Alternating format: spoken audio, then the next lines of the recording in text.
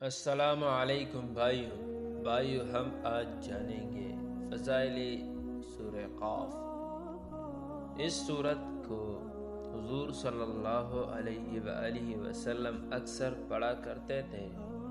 بعض اوقات جمعے کے خطبے میں بھی اس کی آیات مبارکہ کو پڑھتے تھے، اور یہ بھی کہا جاتا ہے کہ حضور صلی اللہ علیہ وآلہ وسلم اسے فجر کی پہلی رکعت میں بھی کبھی کبھار پڑھتے، اس لیے یہ وہ سورت ہے جسے حضور صلی اللہ علیہ وآلہ وسلم نے زیادہ تر پڑھا ہے۔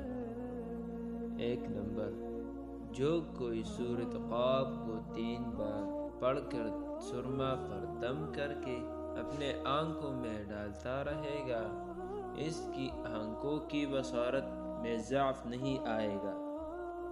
نمبر 2، اگر کوئی شخص کہیں پر نیا ملازم ہوا ہو یا کہیں سے بدل کر آیا ہو اور دوسرے لوگ اس کے آنے سے ناراض ہو بلکہ اسے تنگ کر کے بھگانے کی ترکیبیں سوچتے ہو، تو ان حالات میں اس شخص کو چاہیے کہ اس سورت کو 11 روز تک روزانہ 11 مرتبہ پڑھے۔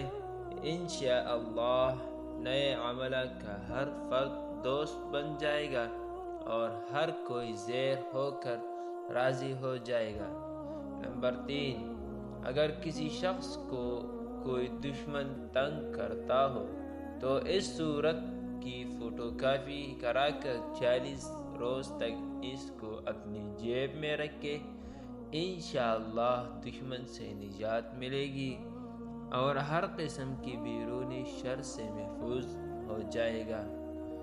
نمبر 4، اگر کسی شخص کو بخار آتا ہو اور کسی دوائی کا اثر نہ ہوتا ہو تو علاج کروانے کے ساتھ اس سورت کو 3 مرتبہ روزانہ پڑھ کر تھوڑا سا پانی اسے پلائے، انشاءاللہ دوا میں شفا یابی کے اثرات پیدا کر دے گا۔ جزاک اللہ۔